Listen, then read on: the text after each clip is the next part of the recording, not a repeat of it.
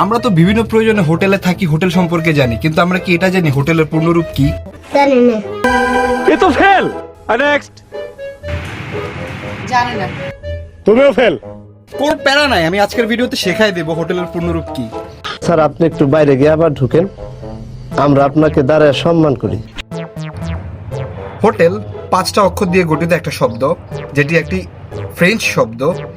প্রথমে এইচ দিয়ে হসপিটালিটি, ওতে অর্গানাইজেশন, টিতে ট্যুরিজম এবং ইতে এন্টারটেইনমেন্ট এবং লাস্টলি এলতে লজিং।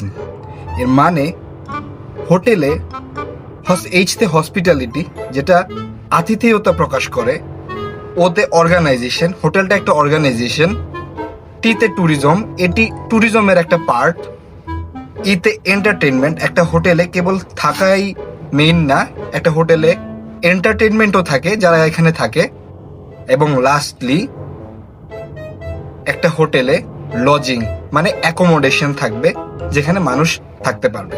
अपने पास स्माइलिंग।